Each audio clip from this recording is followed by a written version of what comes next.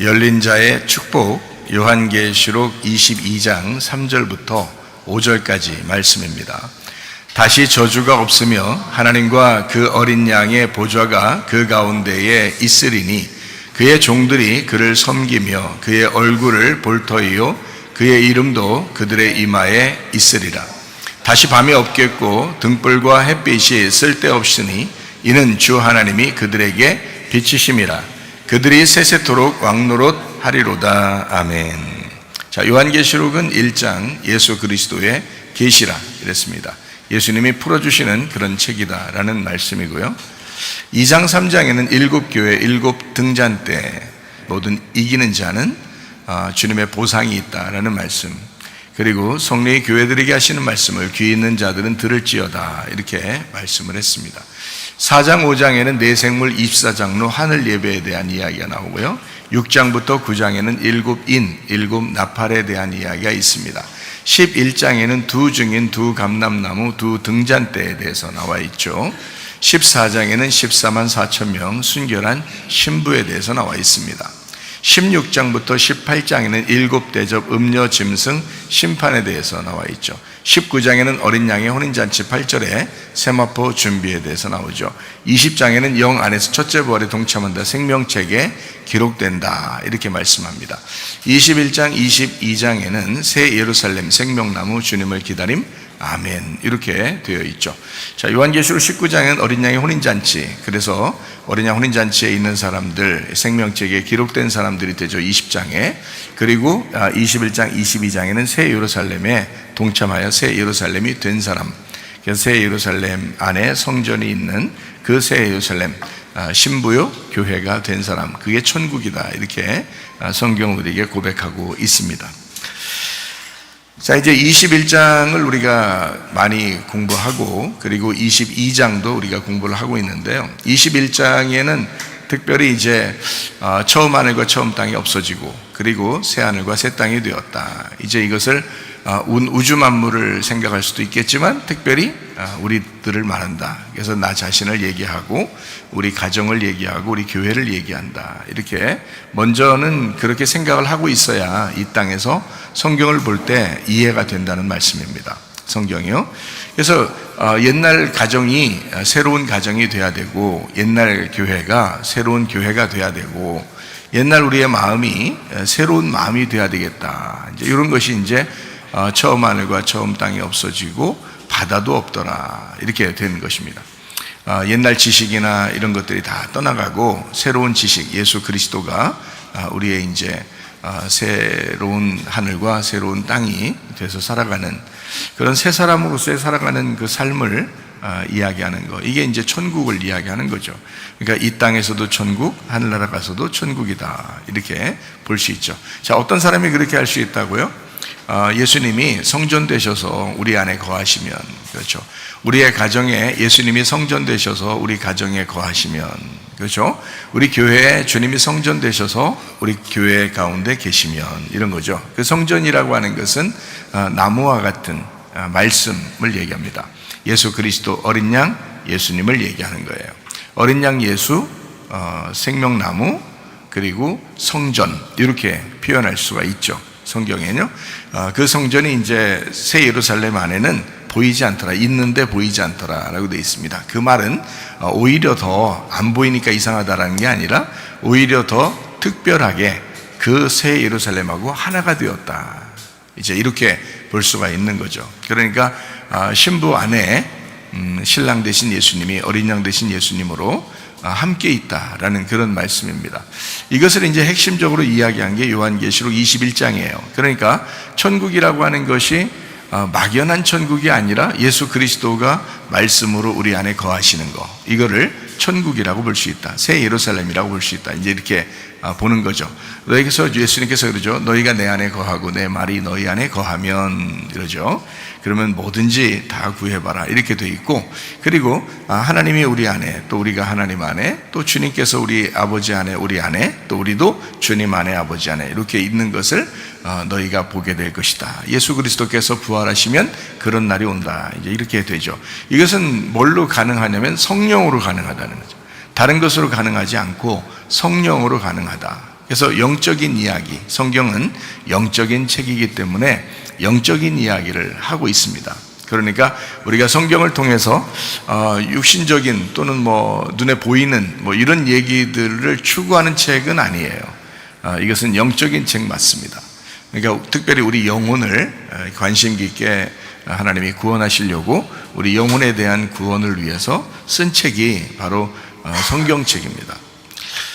그럼에도 불구하고 이 땅에서 실제로 우리 가정과 교회가 또 우리의 마음이 실제로 새로운 사람이 되지 않는다면, 그러면 이제 삶이 팍팍하죠. 진짜 하늘 소망만 바라보면서 여기서 눈물만 흘리다 가는 거, 이건 좀 아니잖아요.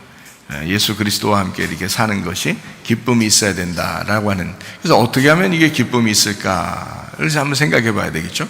어떻게 하면 우리가 주님과 함께 기뻐할 수 있을까? 이것은요, 어떤 사람이 기뻐할 수 있냐면 막힌 사람은 기뻐할 수가 없습니다. 뭔가 여러분 결혼해서 부부가 대화하는데 뭔가 꽉 막힌 것처럼 얘기한다. 서로 대화가 안 돼, 말이 안 통해. 그러면 답답하죠. 그러면 기쁨이 없죠. 그죠? 대화가 안 통해 이러면 기쁨이 없습니다. 근데 얘기하면 할수록 둘이 뭔가 자기 마음을 정말 잘 이해해주고 저쪽 사람의 마음도 내가 잘 이해할 수 있을 것 같아요. 그래서 같이 이야기하면 시간 가는 줄 모르고 계속 이야기를 해요.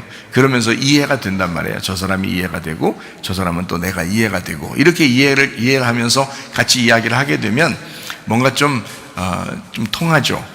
그러니까 열리죠. 이게 마음이 열리고 통하고, 그러니까 기쁘죠. 그 사람하고 얘기하면 기쁨이 있죠. 그러니까 뭔가 이렇게 어둠이 있고 뭔가 가리워져 있고 이러면 이제 좀 통하지 않는 거예요. 그러면은 기쁨이 없습니다. 그런데 이게 열린다? 그러면 기쁨이 있습니다. 뭔가 통하는 거거든요. 그러니까 하나님 안에서 우리가 그렇게 살아가는 겁니다. 하나님과 우리가 통했다. 주님은 우리를 아시니까. 우리가 주님을 아는 것이 중요한 거죠. 주님은 우리를 아신다고 할 거니까. 그러니까 우리가 주님을 아느냐, 이게 문제잖아요. 그래서 우리가 주님을 아느냐. 그래서 우리가 교회에 나와서요, 말씀을 듣고 주님을 자꾸 알아가는 겁니다. 그래서 주님을 알아가면 알아갈수록 통하는 거죠. 주님을 통하는 거죠. 아, 주님이 이러시겠구나. 주님이 이런 마음이시겠구나. 그래서 우리가 주님 안에서 살아가는 거, 주님과 통하면서 살아간다. 이러면 열린 마음이고요. 그러면 그게 기쁨을 줍니다. 그래서 오늘도 좀 열린 자의 축복, 우리가 열린 자의 축복을 우리가 좀 가지고 있어야 되지 않겠나, 이런 겁니다. 자, 요한계시록 22장을 우리가 좀 정리하면서 열린 자의 축복을 같이 나누고 마치도록 그렇게 하겠습니다. 요한계시록 22장 1절 말씀입니다. 어린 양의 보좌로부터 흘러나오는 생명수가 있다라고 되어 있습니다. 이거는 22장 17절 말씀에 성령과 신부가 말하기를 목마른 자, 듣는 자 다 와라. 값없이 생명수를 받아라 라고 이야기했습니다. 이렇게 생명수라고 하는 것은 누구냐? 바로 길 되시는 성령님이십니다. 영.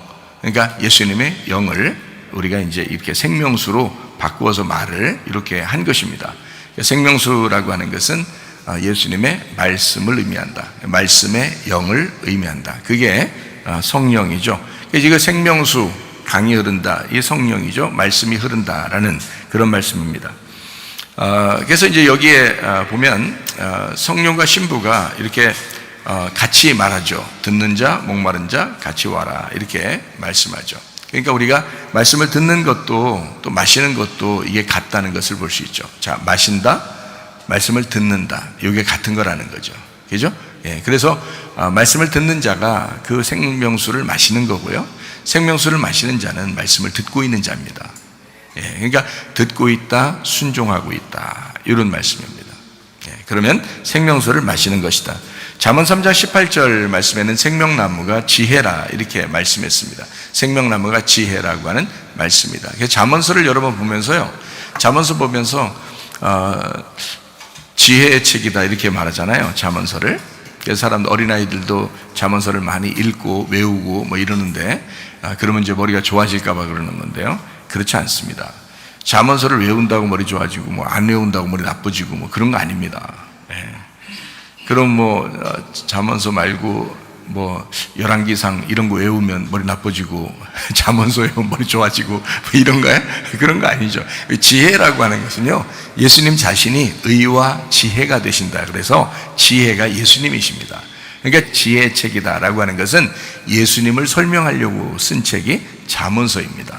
그러니까 지혜라고 하는 것은 생명나무요, 그게 예수님을 의미하는 거죠. 그러니까 말씀의 예수님, 이것을 생명나무라고요, 그걸 지혜라고 그러는 겁니다. 지혜 곧 예수님이다, 이렇게 표현하는 것입니다. 그러니까 잠언서는 예수님의 책입니다. 잠언서는 지혜의 말씀의 책입니다. 그것이 잠언서입니다. 자, 예수 말씀을 얘기하는 거죠. 자, 생명나무니까 살려주는, 생명수도 살려주는 거죠. 이게 생명이니까요, 살려주는 말씀을 얘기합니다. 마태복음 3장 2절 말씀에 회개하라, 천국이 다가왔다, 이렇게 말씀합니다. 마가복음 1장 15절에는 때가 찼고 하나님의 나라가 가까이 왔으니까 회개하고 복음을 믿어라, 이렇게 예수님도 말씀합니다. 마태복음 3장 11절 12절 말씀해 보니까요, 자, 주님께서는 침례 요한은 물로 침례를 주지만 주님께서는 예수님이 오시면은 불과 성령으로 침례를 주게 될 것이다 라고 했습니다. 침례 요한이 물로 침례를 주는 것은 선악을 알게 하는 것을 자각하게 하려고, 선악을 자각하게 하려고 한다면, 예수님이라고 하는 분은 불과 성령으로 침례를 주신다. 불이라고 하는 것은 십자가의 죽음을 의미하는 거고요, 성령이라고 하는 것은 부활의 생명을 의미하는 것입니다. 그래서 이 두 가지를, 죽음과 부활을 함께 가르쳐주는, 그것도 영적으로 죽음과 부활을 가르쳐주시는 분이다라는 것을 얘기하는 거죠. 그래서 불로 침례를 주면 쭉정이를 태우게 되죠. 그리고 성령으로 침례를 주면 알곡을 모아서 이제 곳간에 드리는 그런 것이죠. 그러니까 이 두 가지를 같이 한다는 겁니다. 예수님이 죽이기도 하고 살리기도 하시는 분이다, 이제 이렇게 보는 거죠. 이게 영적인 책이니까 영적인 책 안에서 그렇게 한다, 이런 말씀입니다. 예수님은 불과 성령으로 침례를 주면서 예수님이 생명나무를 이제 자각하게 하는 그런 분이시다라는 그런 의미입니다. 하나님은 우리 불 가운데서 우리와 함께 하십니다. 출애굽기 19장 18절 말씀이죠. 불 가운데 하나님이 함께 하신다, 이렇게 되어 있습니다. 신명기 4장 36절 말씀이요, 거기에 불이 있고 거기서 말씀, 그 불 가운데 말씀을 듣게 하셨다.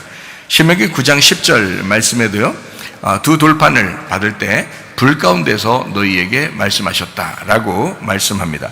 아모스 4장 11절 말씀에도 보니까 거기에 불 붙는 가운데 빼낸 나무 조각같이 너희를 빼냈는데 내게로 돌아오지 않았다. 자, 너희들의 문제다, 이런 말이죠. 너희를 불 가운데서 내게 건져줬더니 주님에게 돌아오지 않더라, 이렇게 말씀합니다. 그러니까 불 가운데서 건져주다, 그러니까 불이라고 하는 것은 심판을 의미합니다, 성경에서요. 그래서 심판을 의미하는 이것을 하나님은 심판으로 멸망시키려고 하는 것인가? 아니에요. 심판이 곧 구원이기 때문에 그런 거예요. 이렇게 성경을 봐야지 여러분이 하나님을 이해하죠. 하나님을 심판의 하나님이다 라고만 보면 너무 거룩하신 하나님, 선악을 너무 구별하시는 하나님, 우리를 판단해서 재판해서 죽이시는 하나님, 이렇게 보게 된단 말이죠. 그건 아니에요. 죽이시는 목적이 있어요. 그럼 부활시키려고 하는 것입니다. 그러니까 살리려고 죽이는 것이다 라는 그런 거죠. 그래서요, 고린도전서 3장 15절 말씀 보니까 불타면 해를 받으리니 그러나 자신은 구원을 받되 불 가운데서 받은 것 같으리라 라고 되어 있습니다. 성경에서 우리는 구원을 받는 것이 다 불 가운데서 건짐받는 구원을 얘기합니다. 그럼 불 가운데서 건짐받는 구원이라고 하는 것은 어떤 의미예요? 불 가운데 순금을 이제 집어넣다가 순금으로 깨끗한 금을, 정금을 만들어서 이렇게 빼내는 그런 것과 같은 것을 구원이라고 성경에서 이야기하죠. 그래서 정금같이 단련돼서 나오는 거죠. 욥도 마찬가지였죠. 욥도 정금같이 단련돼서 나오는, 그러니까 재련해서, 하나님이 재련해서 나오게 하는 거죠. 그러니까 애굽에 있는 사람들이 가나안 땅에 바로 들어가는 것이 아니라 애굽에 있는 사람들이 광야를 거쳐서 가나안 땅에 들어가게 하는 것이 성경의 원리이다. 그러면 여러분, 우리가 사는 것은 사실 그냥 무작정 천국에 들어가는 의미로 성경을 쓴 게 아니고, 우리를 불 가운데서 건지려고 하는, 불 가운데서 구원을 받게 하는, 그게 이제 하나님의 원리가 되는 거죠. 왜 불 가운데 집어넣을까요? 처음부터 인류는 선악과의 범죄를 저질렀습니다. 하나님을 대적한 거죠. 탐욕을 가지고 하나님을 대적했어요. 그러니까 요거를 불 가운데 집어넣어서 다시 깨끗하게 만들어서 빼내고 싶은 것이 하나님의 마음인 거죠. 그러려고 아버지가 자녀들도 혼내고 그러는 거 아닙니까? 그 자녀들을 왜 혼내겠어요? 그냥 네 맘대로 살고 네가 망나니처럼 아무렇게나 살다가 네 인생 네가 알아서 해라 이렇게 할 거면 아버지들이 왜 혼내겠어요? 그냥 맘대로 두겠죠. 근데 아버지들이 혼내는 이유는 그 아이를 혼내면서 다시 선하게 더 좋은 것으로 주시려고 이렇게 돌려서 혼내가지고 선하게 만들려고 하는 그런 목적이 있잖아요. 하나님도 마찬가지예요. 요한계시록에 하나님의 진노가 있으니까 참 무섭다 하는데 사실 그 진노는 하나님의 열심입니다. 하나님의 열정, 하나님의 열심, 하나님이 막 진짜 코에 콧바람 막 불면서 열정적으로 가가지고 그를 갖다가 이제 혼내서 구원하려고 하는 하나님의 목적, 이것을 하나님의 진노라 이렇게 표현한 거거든요. 그러니까 하나님의 마음도 모르고 사람들이 하나님을 너무 무섭게 여기고 하나님을 멀리하고 이렇게 하면 안 된다는 거죠. 하나님은 우리를 심판하실 때 불 가운데서 우리를 구원하실 목적으로 심판하시는 것이다. 이것을 꼭 아시면 좋습니다. 자, 불 가운데 집어넣었다 그리고 빼낸다. 이유가 뭘까요? 우리의 심령을 가난하게 만들려고 해요. 마태복음 5장 3절 말씀입니다. 심령 가난한 사람이 복이 있기 때문에 그러고요, 복 받은 사람이 심령이 가난해지기 때문에 그렇습니다. 이러면 천국이 저희 것이다 라고 되어 있죠. 천국 주려고, 자, 천국이 뭐예요? 기쁨이죠, 즐거움이죠, 사랑이죠, 행복이죠. 그게 천국이잖아요. 그거를 주려고 하니까 심령이 가난해져야 그것을 거기에다가 얹어주죠. 자기 심령이 부유하면 자기가 가지고 있는 게 많은데 이걸 어떻게 그 안에 집어넣어 주겠어요? 하나님의 기쁨을, 하나님의 행복을, 그게 천국인데, 하나님의 그 사랑이 그게 천국인데 그걸 집어넣어 주고 싶은데 자기가 너무 많이 있단 말이에요. 자기 가지고 있는 게 속에가 너무 많단 말이에요. 자기가 심령이 부유해요. 집어넣을 게 없는 거야. 그럼 여기가 비워놔야죠. 여기를 비워놓고 깨끗한 그릇을 만들어야 하나님의 것을 담을 수가 있잖아요. 그 심령을 가난하게 만드는, 그게 복이다라고 하는 거예요. 이 심령을 가난하게 만드는 것, 가난하게 만드는 것을 뭐라 그래? 성경에서는 심판이라 이렇게 말하는 거죠. 그러니까 너를 심판해서, 너를 불 가운데서 너를 다 태워버리고 하나님의 것을 네 속에 담고 싶어, 이런 말이죠. 그게 하나님의 사랑이라는 겁니다. 그러니까 심판 가운데 우리를 건지시고 구원하시는 하나님이다. 이것을 기억해야 된다 하는 말씀입니다. 베드로전서 5장 5절 말씀 보니까 교만한 사람 하나님이 대적하시죠, 겸손한 사람에게 하나님이 은혜를 베푸신다라고 되어 있습니다. 우리를 불 가운데서 구원하는 목적이 뭐냐? 겸손하게 만들기 위해서입니다. 겸손해야 은혜를 받으니까. 그냥 뭐 하나님이 사랑하지 않으면은 혼내지 않죠. 가만 내비두죠. 뭐 관심 안 갖죠. 상대 안 하죠. 그런데 이 사람을 어떻게든지 꺾어놔야 되겠어요. 그 목적이 왜 그래요? 그 사람과 같이 상대하고 싶어서 그런 거예요. 그죠? 그 사람과 같이 교제하고 싶으니까 그런 거잖아요. 이 사람을 꺾어야 교제를 할 수 있으니까. 꺾지 않으면 그 사람이 자기가 신이야. 자신. 그 자기가 신이 된단 말이에요. 그 어떻게 하나님이 저런 신하고 어떻게 상대하겠어요? 그러니까 자신을 꺾어버리면, 그러면 하나님이 그 사람하고 상대하게 된다. 자, 은혜라고 하는 것이 이제 예수님이고 천국입니다. 겸손한 사람에게 은혜를 주신다. 그 예수님을 주신다. 그 천국을 주신다 하는 말씀입니다. 생명수 할 때, 또 생명나무 할 때 그 생명, 그 하나님이에요. 하나님이 생명이에요. 영이 생명입니다. 그럼 육체는 뭐예요? 죽음이죠. 그 어둠입니다. 그러니까 생명이 빛이에요. 그러니까 생명 그 자체가 영이죠. 하나님이십니다. 말씀입니다. 예수 그리스도십니다. 그가 생명이에요. 그래서 예수님은 내가 곧 길이요 진리요 생명이다 이렇게 말합니다. 그러니까 생명나무 자체가 예수님이라는 거죠. 거기에 열매가 있죠. 그거 만나입니다. 만나. 구약에 보면 만나가 사람들 광야에 살렸죠. 일시적이지만, 그러나 이제 주님께서는 요한복음 6장에서 예수님께서 자기를 먹어라, 자기를 마셔라, 너희가 이것을 먹고 마실 때 살과 피가 될 것이다 라고 얘기하잖아요. 살과 피가 된다고 하는 것은 여러분이 먹는 대로 여러분 것이 되죠. 여러분이 먹으면요, 그 먹은 대로 몸에 이렇게 쌓입니다. 살과 피로 쌓입니다. 그렇죠? 여기 먹는 대로, 여러분 먹는 대로 그래요. 그러면 예수님을 먹는 대로 예수님이 쌓이는 거잖아요. 그죠? 예수님을 먹는 대로. 그러니까 예수님을 자꾸 먹으면 예수님이 쌓이는 거예요. 예수님이 살이 되고 예수님이 피가 되는 겁니다. 그러니까 우리의 삶이 이제 어떻게 돼요? 예수를 자꾸 먹으니까 예수의 살과 예수의 피로 살아가는 거죠. 그게 우리의 몸이 돼야 된다는 거예요. 그러니까 예수 그리스도는 우리 속에서 우리의 살이 되고 피가 돼서 우리를 통해서 살아가고 싶은 거예요. 하나님은. 그게 둘이 결혼한 거잖아요. 예수님이 우리 속에 들어와서 내 살이 되고 내 피가 됐다. 그럼 둘이 한 몸이에요. 여러분은 부부는 그렇게 못하잖아요. 부부들은 서로 잡아먹고 이러지 못하잖아요. 서로 먹고서 너는 나 해라, 나는 너 할 테니까 이렇게 못하잖아요. 부부들은 그렇게 못하죠. 그런데 예수님은 우리한테 그래요. 자기를 먹어라 이래요. 자기를 먹어라. 그러면 이건 진짜 하나 되는 거예요. 그죠?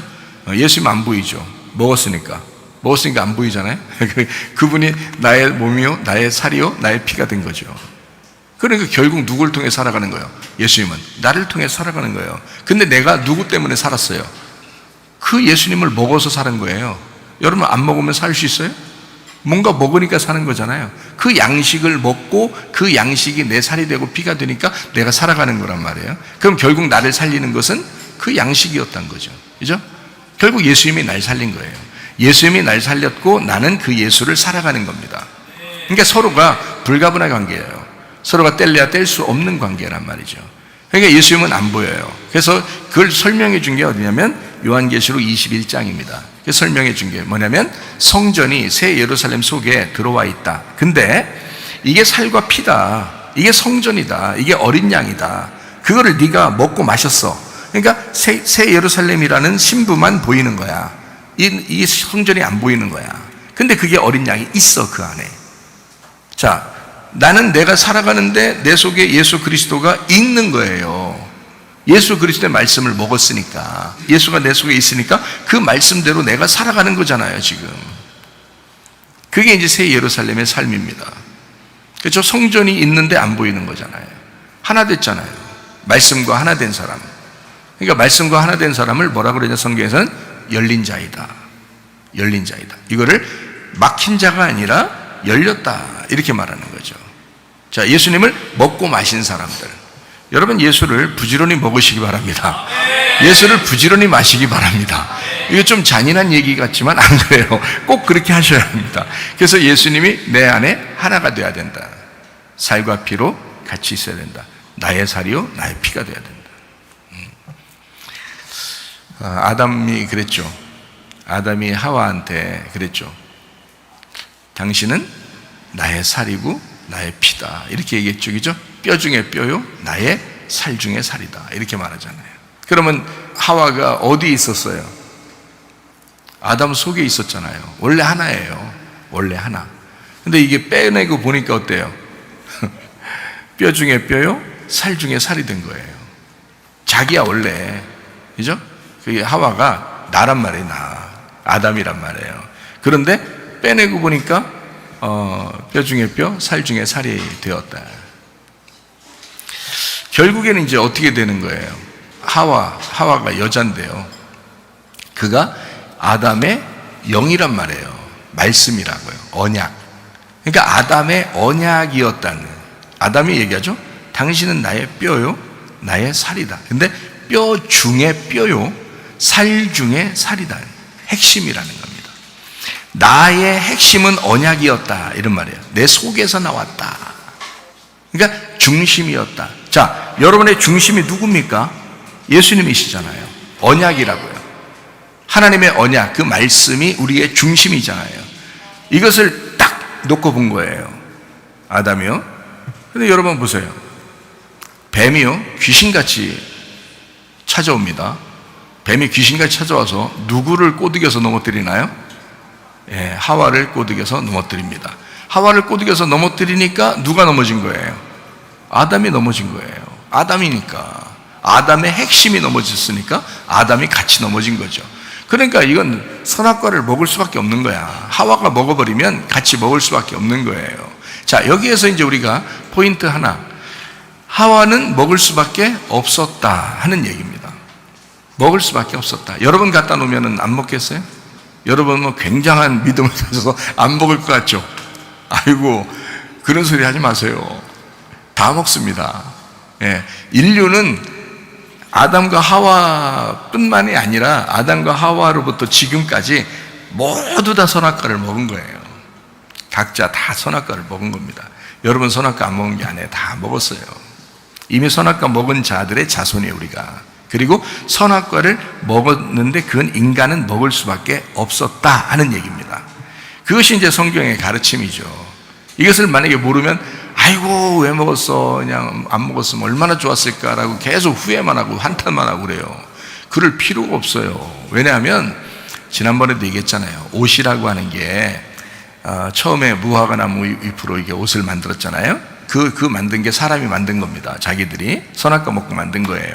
근데 하나님이 보실 때 도저히 아닌 거야, 그게. 그건 뭐 허리띠나 마찬가지고 앞치마나 마찬가지인데 그거 아닌 거야. 그건 네가 만든 거 그건 아니야. 내가 만든 거 줄게 해서 가죽옷을 만들어서 입혀준 거잖아요. 동물을 잡아서. 그래서 제사를 드릴 때 항상 동물의 피를 받은 거예요, 하나님이. 그 동물을 잡아서 주고서. 그게 가죽옷이니까. 그게 예수님이라고요. 예수님 우리를 위해서 죽으셨다고요. 짐승같이 죽으신 분, 그분이 예수님이라고. 그 가죽옷을 입혀줬어요. 그것으로 만족했다고요? 그것으로 끝난 옷이라고요? 아니잖아요. 성경에 전체적으로 다 이해가 되잖아요. 그러니까 가죽옷을 입히는 거 말고 그 다음에 마지막에 요한계시록에서 어떻게 해요? 빛나고 깨끗한 세마포옷이 있더라, 이런 말이잖아요. 자, 하나님은 처음에 빨가벗겨서 인간을 만들었다고요. 아담을, 그죠? 빨가벗겨서 만들었어요. 아담과 하와가 둘 다 벌거벗었어요. 근데 부끄럽지 않았어요. 이건 어린아이를 얘기하는 겁니다. 그죠? 그리고 무화과 나무 잎으로 자기들끼리 만들었지만 하나님은 그 옷을 인정하지 않았어요. 그리고 가죽옷을 입혀주셨습니다. 가죽옷은 알몸과 같은 겁니다. 짐승의 옷이에요. 그러니까 짐승은 그게 옷이야. 근데 우리가 볼 때 그 옷 입었다 그래요? 그냥 가죽이죠. 그래서 그걸 가죽이라 그러는 겁니다. 자, 가죽 옷을 입었는데 하나님은 세마포 옷을 입히시더라. 빛나고 깨끗한 세마포 옷을 입히시더라. 하나님은 원래부터 어떤 옷을 입고 있다고? 원래부터 세마포 옷을 입고 있었다고. 하나님은 빛나고 깨끗한 세마포 옷을 입고 있었다고요. 천사들도 그거 입고 있다고요. 제가 그거 봤다 그랬잖아요. 그죠? 그러니까 그 빛나고 깨끗한 세마포 옷이 원래 옷인데 순서가 있었더라는 거지, 이렇게 옷이. 그러니까 이런 옷을 순서대로 입으려면 어떻게 해야 돼요? 처음에 뻘거벗겨 놨으니까 갑자기 빛나고 깨끗한 세마포 옷 입혀줘요? 안 해요. 어린아이한테 그렇게 팍 입혀주는 게 아니라 순서적으로 입혀주는 겁니다. 무화과 나무 잎으로 또는 가죽옷으로 그리고 빛나고 깨끗한 세마포 옷으로 이렇게 입혀주는 순서가 있어요. 그래서 선악과 먹는 거예요. 선악과를 먹을 수밖에 없었던 거죠. 선악과를 먹어야 선과 악을 비로소 알게 되니까 어린아이의 때를 벗어버리는 겁니다. 선악과 안 먹으면 어린아이 때 벗나요? 여러분 어린아이들 선과 악을 알아요? 태어나서 얼마 안 됐는데 여러분 생각해봐요. 뻘개벗고 뭐 우리 조카 애들 뭐 우리 다 내가 씻겨줬는데 어릴 때 걔들이 부끄러워하면 어머 이렇게 할 거 아니에요. 지금에야 어머 하지만 옛날에는 그렇게 안 했단 말이죠. 어리니까, 애기니까. 왜? 부끄러운 줄 모른단 말이죠. 어린아이라 이거지. 무슨 말이냐면 어린아이니까 반드시 어떻게 돼요? 위로 성장을 해야 돼요. 그러니까 이렇게 성장하려면 어떻게 돼? 부끄러운 줄 알 수 있도록 선과 악을 알려줘야 된단 말이죠. 어떤 게 빛이고 어떤 게 어둠이며 어떤 게 좋은 것이고 어떤 게 나쁜 것이며 어떤 건 해도 되고 어떤 건 하지 말아야 되는, 어떤 건 선한 것이고 어떤 건 악하다는 것을 알려줘야 되는데 그게 선악 알게 하는 나무란 말이에요. 그러니 여러분 같으면 어떻게 하겠어요? 자녀를 그거 먹게 하는 거 당연한 거죠. 그런데 그걸 먹으면 선악으로 네가 먹으면 죽게 될 거야 라는 겁니다. 죽게 될 거야.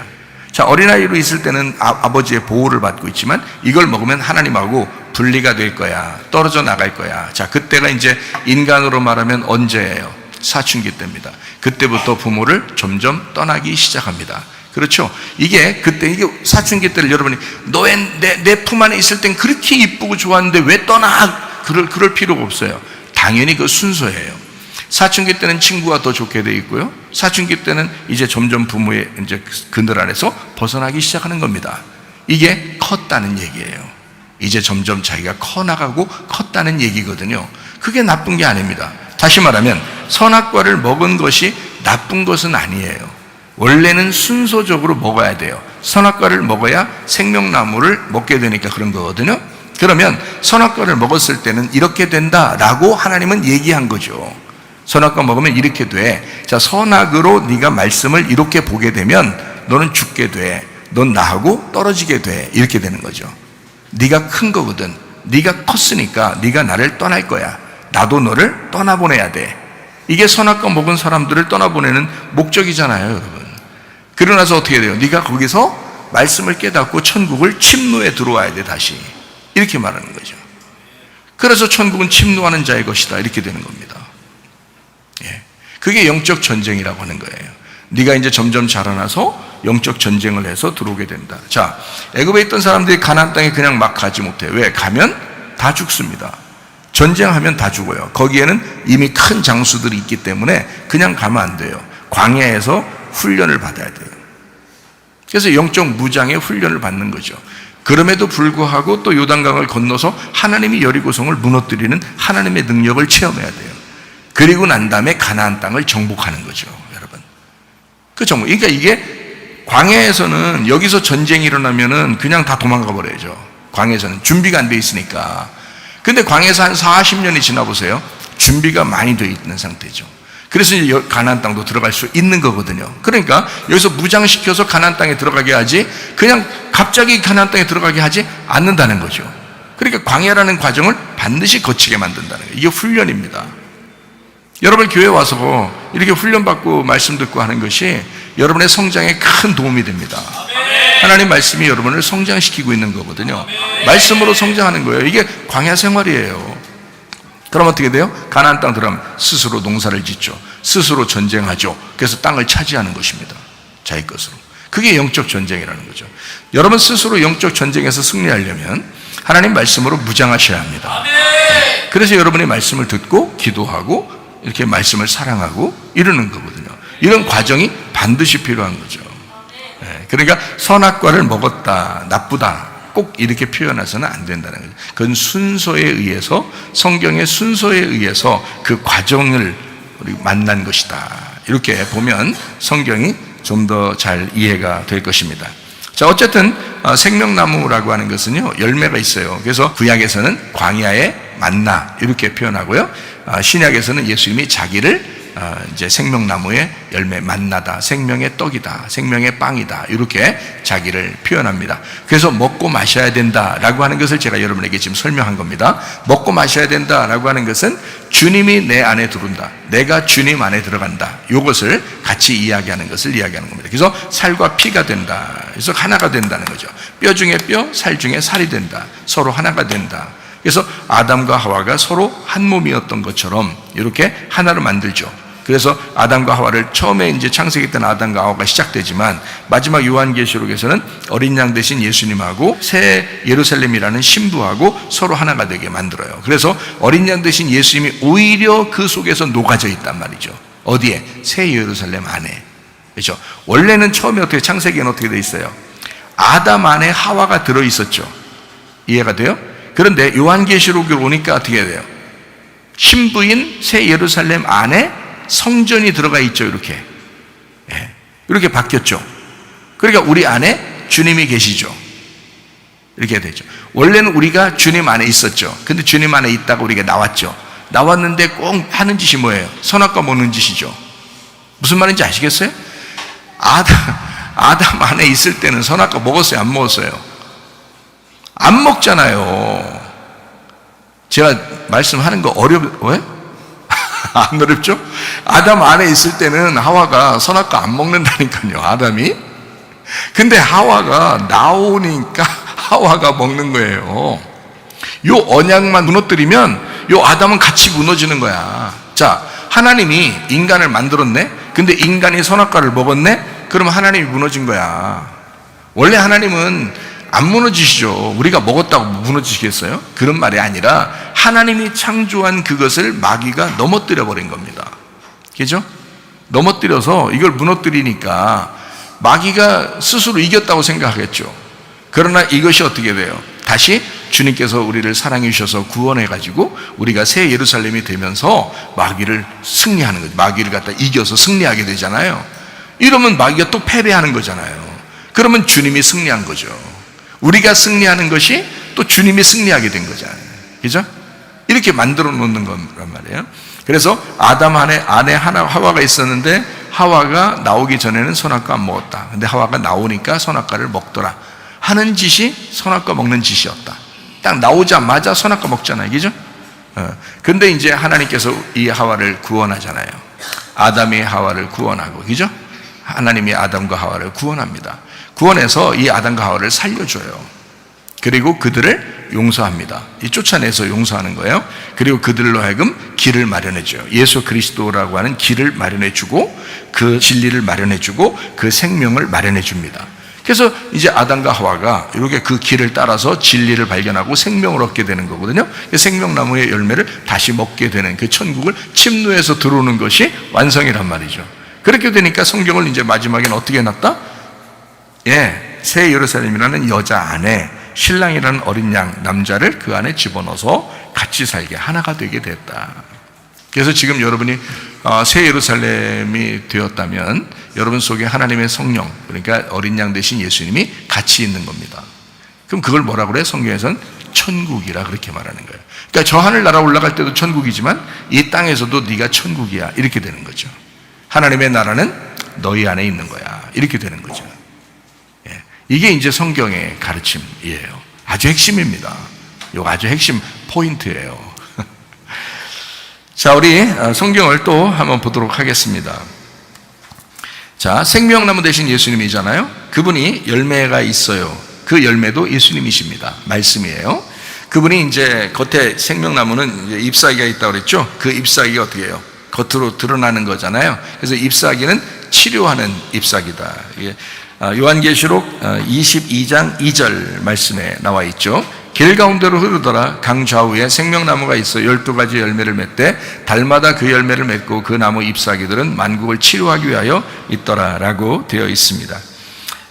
새 예루살렘 그 안에서 길 가운데로 물이 생명수가 흘러요. 광 좌우에는 생명나무가 있고요. 그래서 이것을 이제 어떻게 얘기하는 거냐면 새 예루살렘 한가운데 흐르는 그 생명수, 이것은 새 예루살렘을 관통하는 예수님의 영을 의미한다, 이렇게 보면 되겠습니다. 말씀을 뚫고 지나가 주님과 교통하는 그 생명수, 하나님의 영을 의미해요. 우리 속에서 그렇게 흐르고 있다라는 것을 얘기하는 거죠. 그래서 주님과 교통할 때는 그런 흐름을 통해서 교통하게 된다라는 얘기입니다. 자, 12가지 과실, 달마다 과실을 맺는다라고 되어 있습니다. 날마다 이건 과실을 맺는 거예요. 날마다 그 생명 안에서 그 열매를 먹으면서 우리가 살아간다는 얘기고요. 지금도 여러분에게 선악의 열매가 아니라 계속 생명의 열매를 계속 먹여주는 것입니다. 생명의 열매를 계속 우리가 먹고 살아가는 거죠. 여러분에게 선악의 열매를 먹고 살게 하지 않지 않습니까? 지금도 그런 말 하지 않잖아요, 그죠? 선악의 열매를 먹으면 여러분 죽습니다. 율법적으로 죽는 거거든요. 그런데 생명의 나무 열매는 복음이에요, 은혜예요, 그 사랑이에요, 하나님의 축복이에요. 그래서 이것을 통해서 여러분을 살리려고 하는 거죠. 그러니까 여러분을 하나님과 갈라놓는 게 아니라 하나님과 연합해서 하나가 되게 만드는, 그래서 교회가 하나 되죠, 가정이 하나 되죠, 여러분 마음이 또 하나가 되죠, 이렇게 만드는 겁니다. 그래서 생명나무 열매라고 그렇게 말씀하는 겁니다. 잎사귀는 치료하는 재료가 된다라고 되어 있습니다. 심판받아, 율법으로 심판받아 병 걸린 사람들을 치료하는 그런 주님의 옷자락을 설명하는 것이다. 요한계시록 20장 12절에 심판받는 자들이 있고 멸망받는 자들이 있다 라겠습니다. 에스겔 47장 12절 말씀해 보니까 생명나무 그 잎사귀는 약재료가 될 것이다 라고 했습니다. 마가복음 5장을 우리가 보게 되면 5장의 5절 보니까 귀신 들린 자가 아주 괴로워하고 있었다 했습니다. 귀신 들린 자가 있어요. 아주 괴로워하는 사람입니다. 5장 22절 보니까 회당장 야이로가 나옵니다. 23절 말씀 보니까 아주 간곡히 구합니다. 자기 딸 때문에요. 그래서 딸 좀 살려주세요 라고 이야기합니다. 이 사람이 그렇게 말할 정도면 굉장히 지금 자존심 내려놓고 얘기하는 겁니다. 그 당시에요, 이 사람 입장에서요. 25절 말씀해 보니까 12해를 혈류증으로 알아온 여자가 있어요. 12년 동안 혈류증으로. 26절 보니까 많은 의사에게 괴롭힘 당하고 다 허비했대요. 그러니까 다 사라졌다는 겁니다. 다 없어졌어요. 자기가 진짜 다 비어졌다는 얘기예요. 예수님만 들어가면 딱 맞아요. 이제 자기 다 비어진 사람이에요. 그런 얘기죠. 27절 말씀에 예수 소문을 듣고 어떻게 해요? 그의 옷에 손을 댔어요. 그러니까 옷은 어디에 있어요? 안에 있어요? 밖에 있어요? 밖에 있죠. 잎사귀와 같죠. 잎사귀가 치료의 역사가 있죠. 그래서 이거를 아는 여자가 옷가에 이제 손을 대었다라고 되어 있습니다. 28절 말씀입니다. 자, 옷에만 손을 대어도 어떻게 해요? 구원받을 것이라고 생각을 하게 된 거예요. 자, 이게 요한계시록 22장에 나오는 생명나무 잎사귀죠, 그죠? 예. 에스겔 47장에 나오는 생명나무 잎사귀를 얘기하잖아요. 그게 치료잖아요. 그 옷자락에만 손을 대어도 내가 나았을 것 같다라는 믿음이 생긴 겁니다. 그 생각을 하게 된 겁니다. 그렇죠? 자, 33절 말씀입니다. 여자가 그 일을 알고서 두렵고 떨려서 엎드려서 모든 사실을 여쭈었다. 이렇게 되어 있습니다. 그러니까 이 사람은 굉장한 눈물 가운데 주눅들어 살았던 사람이다 라는 것을 우리가 알 수가 있죠. 34절 말씀입니다. 이제 네 믿음이 너를 구원하였다. 자, 네 믿음이 너를 구원하였다 라고 평안히 가라고 얘기했습니다. 38절 말씀이요. 회당장의 그 동네 사람들이 또 울고 또 그렇게 했습니다. 하나님은 이렇게 사랑의 눈물을 가진 자들, 자, 눈물의 호소를 하는 자들, 이런 사람들에게 하나님은 외면하지 않는다. 사랑해 주신다. 시편 126편 5절 말씀이죠. 사랑은 눈물의 씨앗이다라는 겁니다. 자, 눈물을 많이 흘린 사람들은 베드로전서 5장 5절에 있는 말씀처럼 참 은혜 받을기에 딱 합당한 겸손한 사람들이다라는 것을 우리가 알 수가 있습니다. 누가복음 21장 19절 말씀이니까 인내로 너희 영혼을 얻게 될 것이다 라고 했습니다. 인내한다는 거 쉬운 일이 아닙니다. 그래서 그만큼 눈물 흘리는 사람, 시편 126편 5절 말씀에 있는 눈물 흘리며 씨를 뿌리는 자는 기쁨으로 거둔다라는 그런 말씀입니다. 회개하는 사람, 회개하라 천국이 다가왔느니라. 마태복음 3장에도 이야기하고 있죠. 회개한 사람 굉장히 위대한 사람입니다. 회개 그 자체가 구원이다. 죄 용서안 받는 것이 구원받는 것이다 라고 골로새서 1장 14절에 말씀하고 있습니다. 우리가 속량 곧 죄사함을 받았다. 속량 구원이거든요. 구원한 받은 것은 죄사함을 받은 것이다 이렇게 표현하고 있습니다. 그러니까 회개가 곧 구원이다 라고 하는 그런 말씀입니다. 그러니까 우리가 부지런히 하나님 앞에 돌아서는 겁니다. 하나님, 내가 진짜 내 뜻대로 살지 않고 아버지 뜻대로 살기를 원합니다. 내가 내 생각대로 많이 살았는데 하나님 뜻대로 내가 살기를 원합니다. 이렇게 돌아서는 겁니다. 그것을 회개라고 이렇게 말씀하는 겁니다. 요한복음 3장 16절 말씀이요. 하나님은 사랑이라는 겁니다. 독생자 주셨죠? 근데 그를 믿는 자마다 영생을 얻는다. 멸망치 않고 영생을 얻는다 했습니다. 그러니까 아가페 사랑을 필레오 사랑으로 반응하는 자가 구원받는다, 영생함을 얻는다라는 그런 이야기죠. 아가페 사랑은 예수님이 가지고 있는 거고요, 하나님이 가지고 있는 거고, 필레오 사랑은 우리가 가지고 있는 겁니다. 그래서 아가페 사랑을 내가 필레오 사랑으로 받아들이겠습니다. 이렇게 고백한 사람이 요한복음 21장의 베드로였습니다. 베드로라고 하는 사람은 주님께서 이제 물어보죠. 아가페 하느냐? 네가 나를 아가페 하느냐? 이렇게 물어봤을 때 주님, 제가 당신을 필레오합니다 라고 얘기했죠. 그리고 마지막 세 번째로 예수님께서 말씀합니다. 그럼 네가 나를 필레오하느냐? 이렇게 물어봅니다. 베드로가 대답합니다. 예, 제가 주님을 필레오합니다. 이렇게 고백했습니다. 그것이 진짜예요. 왜냐하면 우리가 그 아가페라는 사랑은 아니지만 그 아가페 사랑을 내가 깨달았다는 겁니다. 그걸 이해가 됐다는 얘기예요. 자, 몸과 마음으로 이해하게 되었습니다. 이게 필레오입니다. 받아들이게 됐습니다. 자, 그러니까 예수님께서 혈류병 여자한테 그러죠. 네 믿음이 너를 구원하였다 그러잖아요. 요한복음 3장 16절에서도 하나님은 사랑이신데 네가 믿는 자가 멸망치 않고 영생 얻는다 그러잖아요. 자, 여러분의 믿음이 왜 안 필요합니까? 여러분의 믿음이 반드시 필요하죠. 하나님은 사랑이시고 하나님은 천국이신데 하나님은 은혜신데 내 믿음이 그걸 받아들이느냐? 그게 누구였다고요? 베드로였다고요. 요한복음 21장에 베드로는 나는 당신을 필레오합니다. 당신이 날 사랑해 준 것에 대해서 나는 그걸 잊지 않고 있습니다. 나도 당신을 사랑합니다. 이렇게 베드로가 고백한 거죠. 마태복음 5장 3절 말씀입니다. 심령이 가난해진 겁니다. 그러면 천국이 저희 것이다. 이렇게 된 거죠. 예레미야 17장 10절 말씀이요. 여호와는 심장을 살피며 폐부를 시험하고 각각 그의 행위와 그의 행실대로 보응한다라고 되어 있습니다. 시편 126편 5절 말씀, 사랑은 눈물의 씨앗이다. 우리가 지금 이야기한 것들은 우리가 아는 말씀들입니다. 그렇지만 우리가 반복해서 이것을 생각하고 기억하고 있으면 좋겠다라는 말씀이죠. 마태복음 11장 12절 말씀이요. 천국은 눈물로 침노하는 자의 것입니다. 그래서 자꾸 침노에 들어가는 거죠. 주님을 자꾸 침노해서 들어가는 것입니다. 그러니까 눈물 흘리는 자, 회개하는 자, 그런 사람이 예수님의 옷자락을 만진 거예요. 그게 마가복음 5장의 혈루병 여인입니다. 요한계시록 22장 2절 말씀해 보니까 이 잎사귀들은 만국을 치료하기 위해서 있더라. 그 만국이 누구예요? 결국 나예요. 내가 만국이라고요. 자, 모든 사람을 이야기한다고요. 어떤 사람이든지 누구든지 치료하기 위해서 있는 게 주님의 옷자락이었더라. 그러니까 그 옷자락만 제대로 만지면 다 치료받습니다. 이걸 진짜 믿음으로 만지면 치료받는다. 그래서 그 여자에게 예수님이 뭐라고 했다고요? 네 믿음이 너를 구원하였다. 이렇게 말합니다. 놀라운 역사입니다. 그냥 치료만 받고 갈 뻔했잖아요. 근데 예수님 불러 세웠잖아요. 누군가 하고 찾았잖아요. 불렀잖아요. 왜? 구원을 주려고요. 네 믿음이 그게 구원이야. 이런 얘기를 한 거예요. 왜냐하면 이것은 약속의 말씀이잖아요. 생명나무의 잎사귀, 자기가 그렇게 옷을 입고 다녔거든요. 그렇게 이 땅에 생명나무 잎사귀를 입고 다니고 있거든요.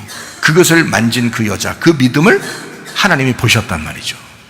그래서 그에게 구원이 임했다라고 말씀합니다. 여러분, 진정한 믿음을 가지고 있는 것, 이거 얼마나 중요한가.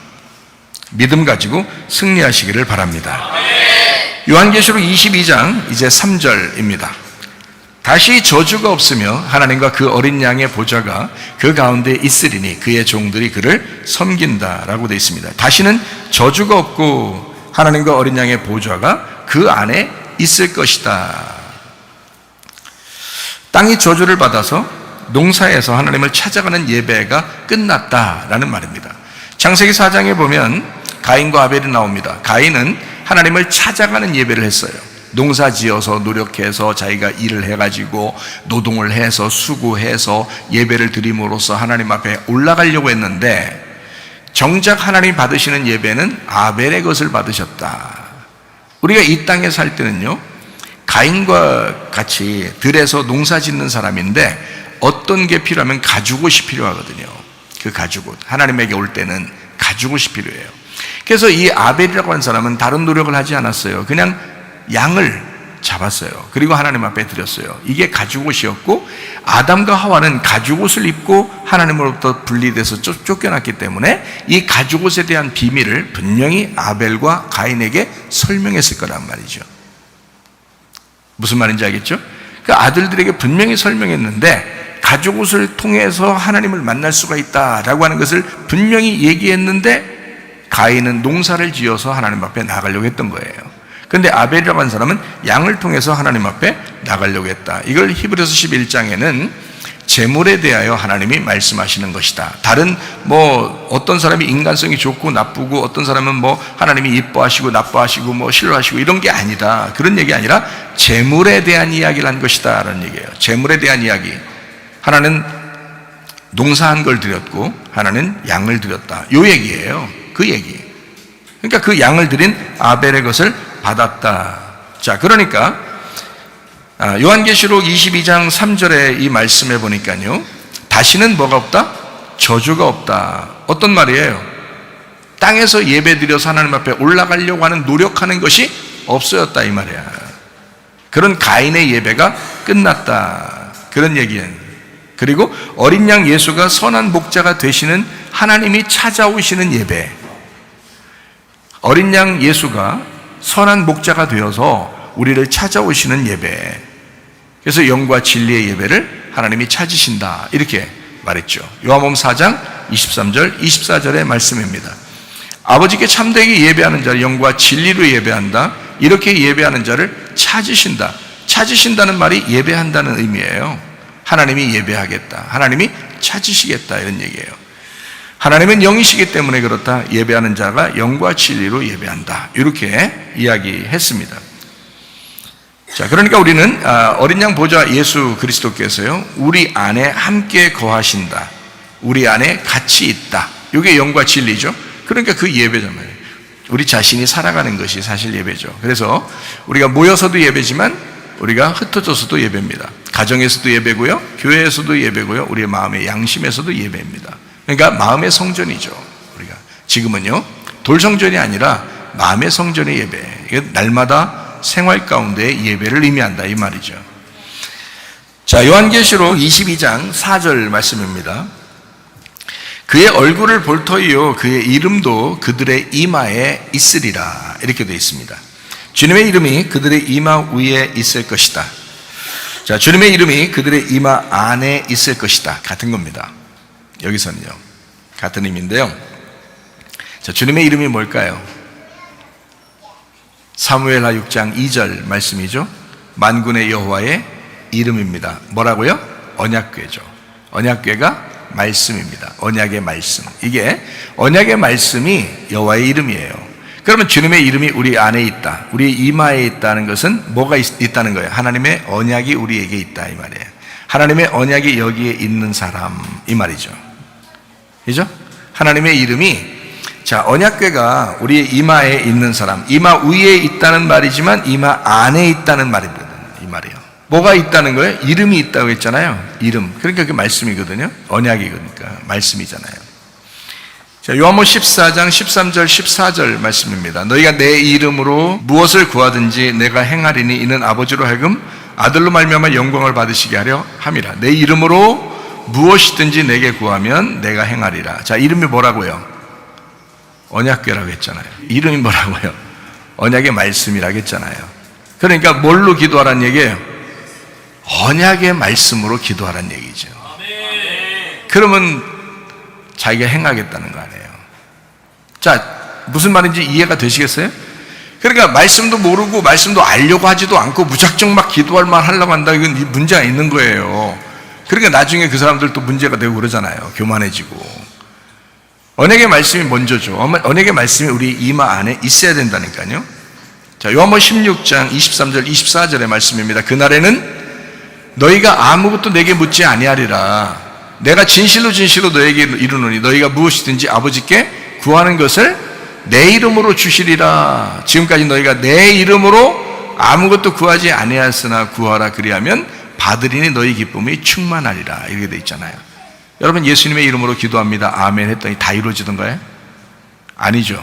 그런 말이 아니란 말이에요. 그 이름이 뭐예요? 이 이름이 뭐라고요? 언약의 말씀이라고요. 언약의 말씀을 여러분이 부지런히 이마에 새기시기를 바랍니다. 하나님의 말씀을 이마에 새긴 사람이 하나님의 사람이요. 그게 지금 여기에 말하는 요한계시록 22장 4절의 말씀입니다. 그 말씀이요. 그의 얼굴을 볼 터이요. 가려지지 않았잖아요. 열려졌잖아요. 얼굴을 보게 된단 말이에요. 그의 이름도 그들의 이마에 있다. 그 이름이 뭐라고요? 언약의 말씀이라고 금방 했잖아요. 언약의 말씀이 그들의 이마에 있다. 그런 여러분, 무엇을 부지런히 배우고 익혀야 되겠어요? 언약의 말씀이에요. 하나님의 말씀을 여러분이 부지런히 배우고 익히는 것, 이것이 주님의 얼굴을 보는 일입니다. 주님의 얼굴을 보고 싶다, 말만 주님의 얼굴을 보고 싶다, 아니면 뭐 예수님의 이름으로 기도합니다 하면 그것도 좀 액센트를 넣어가지고 예수의 이름으로 기도합니다 아멘 하면 다 이루어질 줄 알고 그렇게 기도해도 그거 아니거든요. 언약의 말씀이 우리의 이마에 있어야 합니다. 하나님의 말씀을 배우기로 결심하시기 바랍니다. 하나님의 말씀을 사랑하기로 결심하시길 바랍니다. 그것이 우선입니다. 자, 이런 사람 보세요. 요한계시록 22장 5절 말씀입니다. 다시 밤이 없겠고 등불과 햇빛이 쓸데없으니 이는 주 하나님이 그들에게 비추심이라. 그들이 세세토록 왕노릇 하리로다. 밤도 없고 촛불도 필요 없고 햇빛도 필요 없는 곳, 빛이 그냥 비추는, 하나님이 비추시고 통치하시는 곳. 요한계시록 21장 23절 말씀이요. 그 성은 해나 달의 비침이 쓸데없으니 이는 하나님의 영광이 비치고 어린 양이 그 등불이 되심이라. 어디를 얘기하는 건가요? 히브리서 9장 2절 말씀입니다. 예비한 첫 장막이 있고 그 안에 등잔대와 상과 진설병이 있으니 이는 성소라 일컫고 이랬습니다. 자, 거기 안에 뭐가 있다고요? 등잔대가 있다고요. 등잔대의 이 가지는 몇 개예요? 7개입니다. 7교회, 7가지예요. 7등잔대, 7교회를 의미합니다. 여러분과 제가 이 등잔대 7교회가 돼서 이 세상을 비추는 거예요. 주님은 우리 교회를 통해서 세상을 비추려고 하는 겁니다. 자기의 빛을 우리를 통해서, 등잔대를 통해서 비추는 거거든요. 그럼 그 등잔대에 불이 꺼지지 않고 있으면요, 그러면 밤이 없는 거예요. 무슨 말인지 알죠? 그러면 열린 것입니다. 열린 자의 축복. 이게 주님과의 교통하는 사람, 얼굴과 얼굴을 맞대어 보는 사람, 그 주님을 얼굴로 보는 사람, 그 주님을 깨달은 자, 하나님의 말씀이 깨달아진 자, 하나님의 말씀으로 그 안에 하나가 된 자, 성막, 성전 안에 그 빛, 그 가운데 사는 사람, 말씀의 빛 비춤, 성령의 조명이 있는 사람, 그 열린 곳으로 다니는 자, 그 안에 사는 자, 여러분과 제가 되기를 소원합니다. 요한계시록 22장 3절, 4절, 5절 말씀 읽고 마치도록 하겠습니다. 다시 저주가 없으며 하나님과 그 어린 양의 보좌가 그 가운데 있으리니 그의 종들이 그를 섬기며 그의 얼굴을 볼 터이요 그의 이름도 그들의 이마에 있으리라. 다시 밤이 없겠고 등불과 햇빛이 쓸데없으니 이는 주 하나님이 그들에게 비추심이라. 그들이 세세토록 왕노릇하리로다. 하나님의 말씀이 여러분 안에 충만하기를 바랍니다. 그렇게 기도하겠습니다. 한 목소리 기도합니다. 하나님, 주의 말씀이 내 이마에 있게 하옵소서. 우리의 가정에 있게 하옵소서. 우리의 마음 안에 있게 하옵소서. 주의 등불이 꺼지지 않게 하옵소서. 기도합니다. 우리 하나님 아버지 인도하시고 살아가심을 감사합니다. 주의 뜻대로 살다 주님 만나게 하옵소서. 우리 하나님 아버지 인도하시고 살아가심을 믿습니다. 하나님 아버지 붙들어 주셔서 아버지 열린 자의 축복을 받게 하옵시고 하나님의 말씀 안에 그 언약의 말씀으로 살아가는 주의 사람들이 다 되게 하옵소서. 비염은 떠나갈지어다, 아토피 떠나갈지어다, 위장병 떠나갈지어다, 어지럼증 사라질지어다, 두통은 사라질지어다, 류마티스 관염 떠나갈지어다, 어깨 통증 사라질지어다, 어리 디스크, 목 디스크 떠나갈지어다, 심장병 온전해질지어다, 각종 종양 암거리 떠나갈지어다, 감기 몸살 온전해질지어다, 협착증 사라질지어다, 건설 피부 온전해질지어다, 이명은 사라질지어다, 장애물 질환 온전해질지어다, 식감 사라질지어다, 유리계속 떠나갈지어다, 우울증 불면증 환자의 두루뭉술한 초조 다 떠나갈지어다, 음란거짓 돌출 미움 욕심은 다 떠나갈지어다. 하나님, 열린 자의 축복을 우리에게 주셔서 하나님의 언약의 말씀으로 살다가 주님 만나게 하옵소서. 예수님 존귀하신 이름 받들어 기도 올리옵나이다. 아멘. 주님 감사합니다. 우리 하나님 아버지 함께 하시고 사랑하심을 감사합니다. 우리 하나님 도와주옵소서. 감사합니다.